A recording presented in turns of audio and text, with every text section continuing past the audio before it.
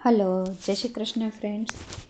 અને આઈ am sorry કે ખૂબ લાંબા ટાઈમ પછી વિડીયોઝ આવી રહ્યા છે, પણ તમને ખબર છે મેં આની પહેલાં કીધું હતું કે હું એ કામગીરીમાં છું કે જેને કારણે ટાઈમ નથી મળતો. આજે હું તમારી જોડે એક સરસ મજાની સક્સેસ સ્ટોરી શેર કરવા આવી છું. સક્સેસ સ્ટોરી એટલા માટે શેર કરીએ છીએ કે જેથી તમને મોટિવેશન મળે કે હા, એમનું મેનિફેસ્ટેશન થયું, એમની ઈચ્છા પૂરી થઈ તો મારી પણ થશે. હું બરોબર કરું છું અને થઈ જશે. આ વિશ્વાસ તમારી અંદર વધે, શ્રદ્ધા એ વધે, ફેથ આવે તમને. એટલા માટે ખાસ મેનિફેસ્ટેશન શું છે? ફેથ છે. આપણો જેટલો વિશ્વાસ વધારે હોય આપણી ઈચ્છા ઉપર કે આ થઈ જશે, થઈ જશે, થઈ જશે, એ વિશ્વાસ તમને જ્યારે વધારે હોય ને, તમે માની લ્યો ને કે ના, આ તો મને ખબર છે કે થવાનું જ છે, એ વસ્તુ થાય. તો એવી જ એક સક્સેસ સ્ટોરી છે. એક મારા સબસ્ક્રાઈબર છે, એમણે અહીંયા સ્ક્રીનશોટ તમને મૂકશું, એમણે ચિઠ્ઠી લખીને મોકલેલી છે.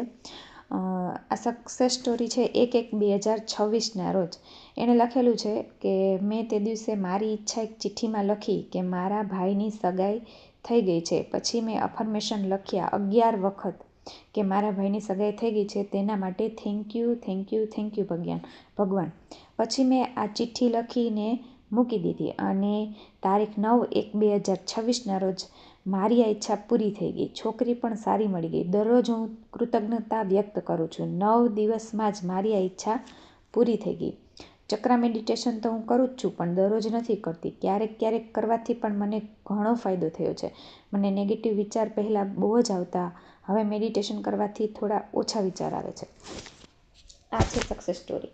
એમણે પોતાના ભાઈની સગાઈ માટે થઈ અને 1 જાન્યુઆરીના દિવસે અફર્મેશન લખ્યા કે મારા ભાઈની સગાઈ થઈ ગઈ છે, એના માટે થેન્ક યુ ભગવાન, thank you, thank you, thank you. આવું 11 વખત લખી એણે એ ચિઠ્ઠી મૂકી દીધી. પછી દિવસમાં એને જ્યારે યાદ આવતું હશે ત્યારે એવી રીતના અફર્મેશન આપતા હશે. અને 9 જાન્યુઆરીના દિવસે એમના ભાઈની સગાઈ નક્કી થઈ ગઈ. મતલબ 9 જ દિવસમાં આ વસ્તુ થઈ ગઈ. તો તમે એકવાર ડિસાઈડ કરો એના માટે, એ વસ્તુને અનુભવો, અફર્મ કરો, વારંવાર બોલો, એટલે તમારા સબકોન્શિયસ માઇન્ડમાં ઉતરે અને એ વસ્તુ થઈ જાય છે.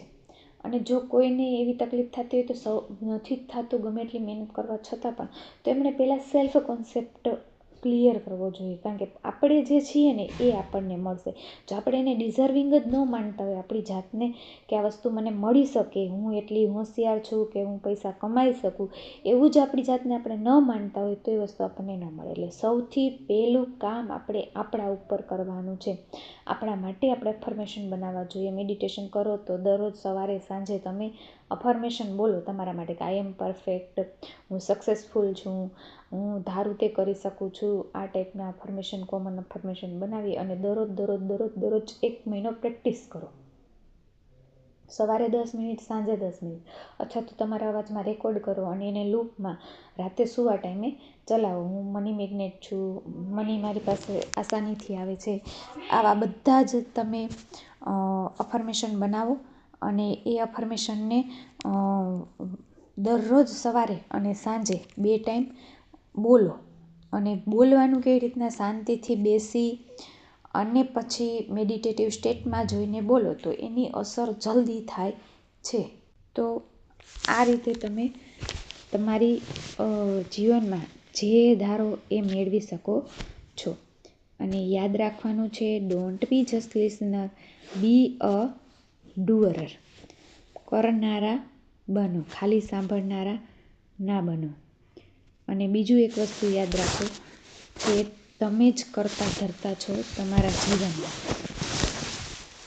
તમે જે ધારો, જેવું ધારો એવું જીવન બનાવી શકો છો. એટલા માટે બધું આપણા જ હાથમાં છે. આપણે જે ધારીએ એવું આપણા જીવનમાં બને છે. પણ પહેલાં આપણે શું ધારવું, સૌથી પહેલાં આપણે આપણા માઇન્ડ ઉપર કંટ્રોલ કરતાં શીખવું જોઈએ.